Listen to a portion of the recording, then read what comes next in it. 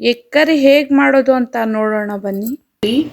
Tomato, ಬೆಳ್ಳುಳ್ಳಿ, ತೆಂಗಿನಕಾಯಿ, ಧನಿಯಾ ಪುಡಿ, ಖಾರದ ಪುಡಿ, ಚಕ್ಕೆ, ಲವಂಗ, ಗಸಗಸೆ, ಶುಂಠಿ, ಕೊತ್ತಂಬರಿ ಸೊಪ್ಪು.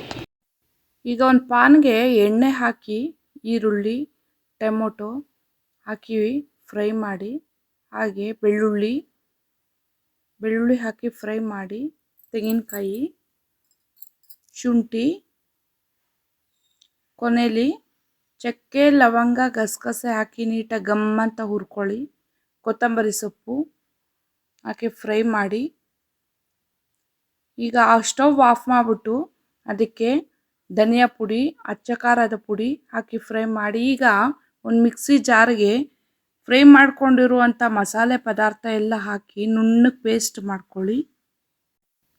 ಈಗ ಒಂದು ಪಾತ್ರೆಗೆ ಎಣ್ಣೆ ಹಾಕಿ ಒಂದು ಈರುಳ್ಳಿ ಹಾಕಿ ಒಂದು ಸ್ವಲ್ಪ ಫ್ರೈ ಮಾಡಿಕೊಂಡು ಈಗ ರುಬ್ಬಿರುವಂಥ ಮಸಾಲೆಯನ್ನು ಹಾಕಿ ಒಂದು 5 ನಿಮಿಷ ಹುರಿದು ಅದಕ್ಕೆ ನಮಗೆ ಎಷ್ಟು ಬೇಕೋ ಅಷ್ಟು ನೀರನ್ನು ಆ್ಯಡ್ ಮಾಡಿಕೊಂಡು ಅದು ಅದಕ್ಕೆ ತಕ್ಕಂತೆ ನಾವು ರುಚಿಗೆ ತಕ್ಕಂತೆ ಉಪ್ಪು ಹಾಕಿ ಚೆನ್ನಾಗಿ ಒಂದು 5 ನಿಮಿಷ ಕುದಿಸ್ಬೇಕು.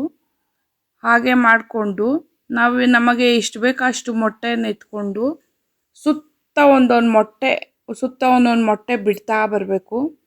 ಈಗ ನಮ್ಮನೇಲಿ ಎಷ್ಟು ಜನ ಇರ್ತೀವೋ ಅಷ್ಟು ಮೊಟ್ಟೆಗಳನ್ನ ಹಾಕಿ ಒಂದೊಂದೇ ಬಿಡ್ತಾ ಬರಬೇಕು. ಸೊ ಇದು ಚಪಾತಿಗೆ, ಅನ್ನಕ್ಕೆ, ದೋಸೆಗೆ ಎಲ್ಲದಕ್ಕೂ ತುಂಬ ಟೇಸ್ಟಿಯಾಗಿರುತ್ತೆ. ರೈಸ್ಗಂತೂ ತುಂಬ ಚೆನ್ನಾಗಿರುತ್ತೆ.